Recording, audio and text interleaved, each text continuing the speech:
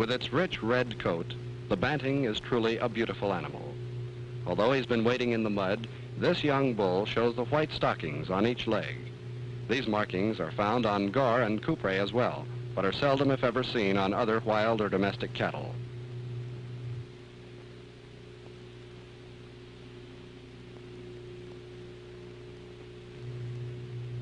A prominent white rump patch is a distinguishing mark of the banting and is not present in the other bovines of the region.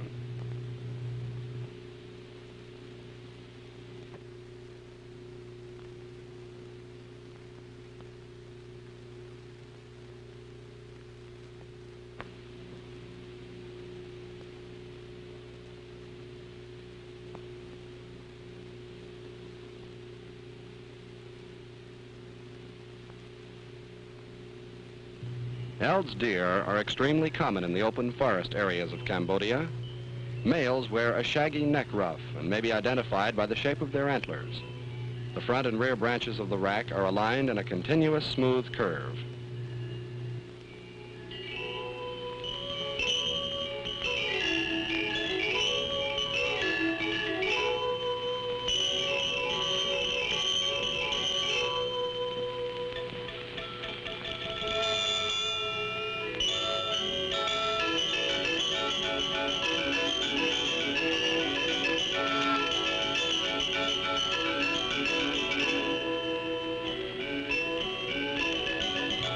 This female sambar was photographed at noon as she finished a meal of the delicious purple berries of the pring tree.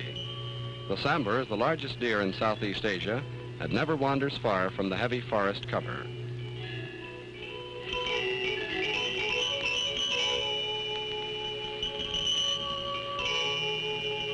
An Eld's deer stag, seen here in late evening, is a magnificent animal. Eld's deer are often found feeding among herds of wild oxen. Unlike the forest-loving sambar, they prefer open grassy glades. Two other deer occur in Cambodia, the small barking deer and the rarer hog or marsh deer.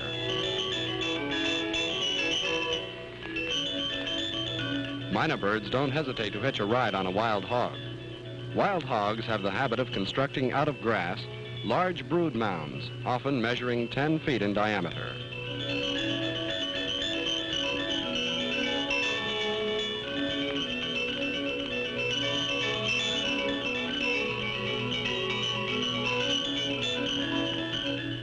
Wild water buffalo are found in parts of northern and eastern Cambodia. When clean, the skin is black, and these animals bear a majestic spread of horns considerably larger and longer than those of the average domestic variety. Water buffalo are extremely wary and alert. When resting, they quite often stand in a radial pattern like the spokes of a wheel, with noses to all points of the compass.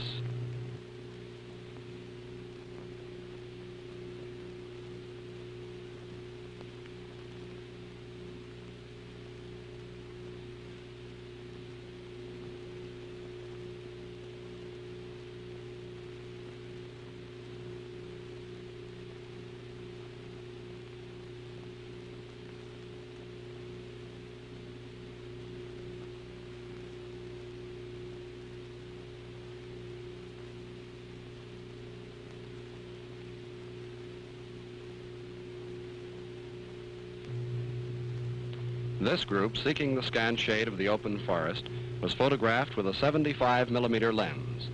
Such a lens, used on most of the scenes in this film, presents the animal on the screen at exactly the same distance as seen in the wild. In most cases, a heavy rifle covers the camera, for buffalo have an evil reputation of charging if approached too closely. It is interesting to note the sinister, threatening position of the head of these animals as they swivel around to face the camera.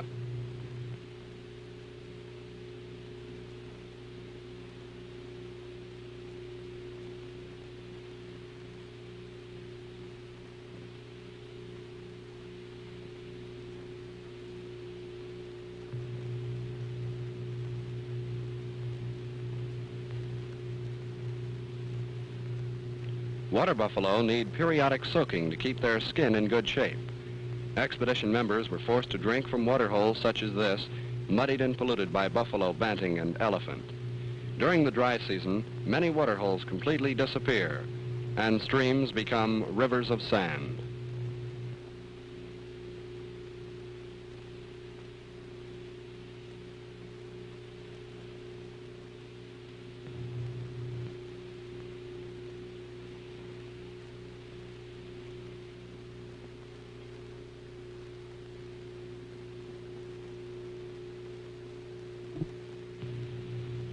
Searching for gaur and cupre, the expedition travels deeper into northern Cambodia, through endless miles of open forest. Scattered glades and parklands mark the best areas for wild cattle.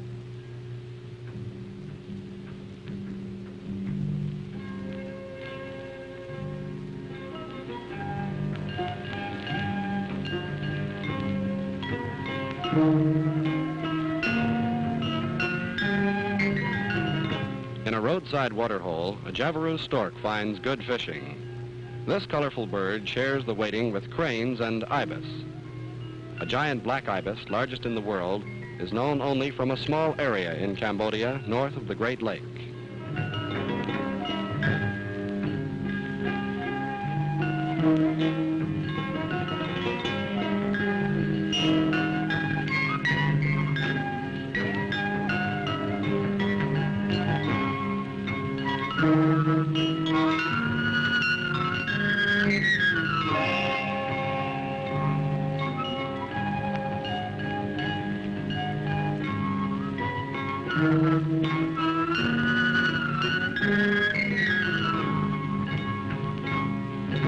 The haunting cries of the Asiatic crane are a frequent sound in the parklands and forest glades.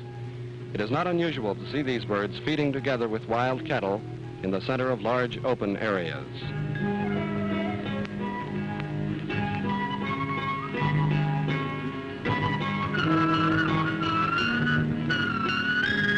Strange animals turned up along the way. This is a pangolin, or scaly anteater, being examined by two Cambodian guides. They are probably trying to find the head. The name pangolin comes from the animal's ability to roll itself into an almost impregnable ball. This creature is becoming rare in many areas because of the demand for the scales, which are used by Chinese druggists. While most of the wild cattle range is flat, an occasional hill may be found. Ground fires which sweep the area are set by natives to provide new grass for cattle and to make it easier for them to locate the cast antlers of deer. Such items sold to the Chinese apothecary trade help to supplement the very meager livelihood which the economically poor region provides.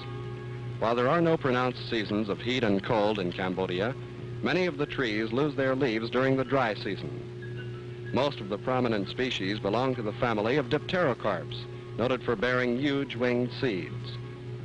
Leopards were flushed from this type of cover, and the tracks of elephant and tiger were common. Since oxen were kept close to the fire at night and wild game was abundant, field parties were never molested by the large cats.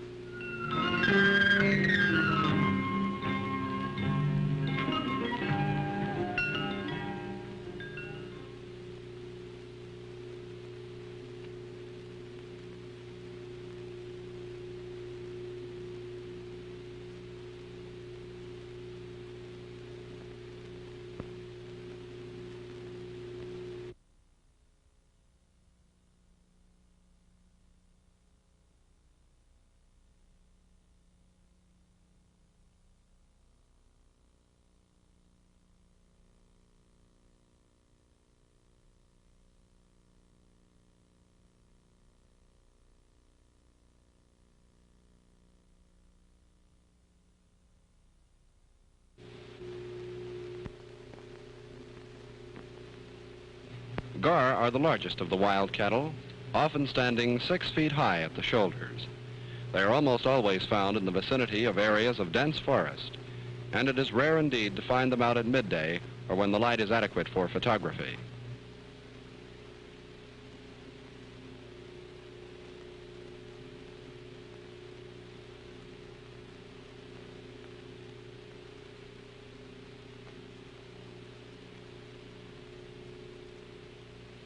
Cows are lighter in color than the bulls, and calves are a reddish bay.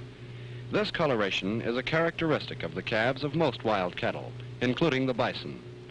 Gaur are more often seen as solitary animals in Cambodia, although a group of 35 individuals was observed near Kosker, truly a remarkable and thrilling sight.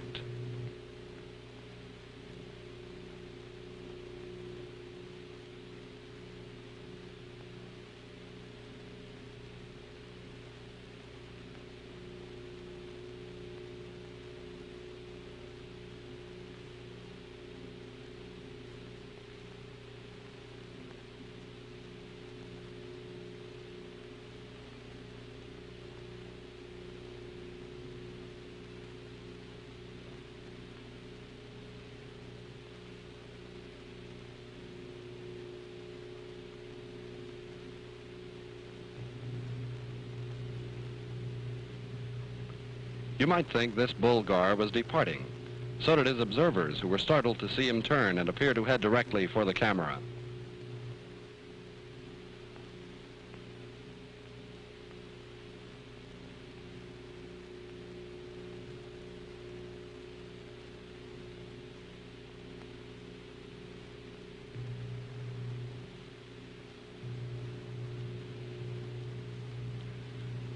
One of the marks of a bull gar is a distinctive Roman nose. This feature is best seen in profile, backlighted by a late afternoon sun.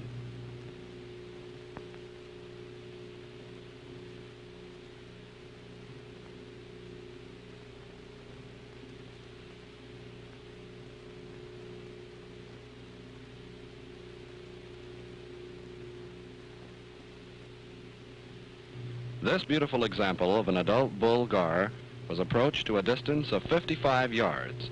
Actually, it appeared much closer due to its tremendous size. In this picture, it is eating the cane grass, a species of arundinaria much relished by wild oxen. Gar are known to browse the leaves of trees to a greater extent than either the banting or the coupre. Its eyesight is thought to be less keen than that of animals frequenting more open terrain. The gar is reported to secrete from its skin a heavy, oily substance. It has been suggested that this is an adaptive protection against insects in the heavy forest. Gar are considered a prize trophy. In mountainous terrain in Vietnam, they are frequently hunted from elephant back when they come out to feed in glades covered with head-high grass. The horns of the gar are heavy at the base and, unlike those of the banting and coupre, taper abruptly to a sharp point.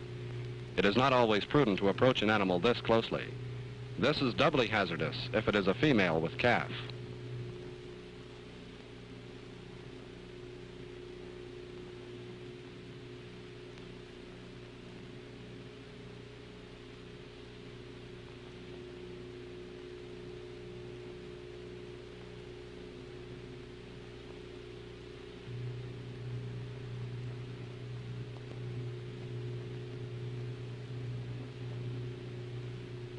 Wild cattle make frequent visits to salt licks, where certain strata are exposed by erosion or brought up from below by termites. Elephants who dislodge the clay with their toenails and other game also visit these deposits. Tooth marks of wild oxen are often seen in the layer of soft clay. These deposits are not salty to human taste, but presumably contain minerals deficient in local vegetation. During the dry season, every drop of water is precious, for the sun bears down mercilessly and the water holes are muddy and far between.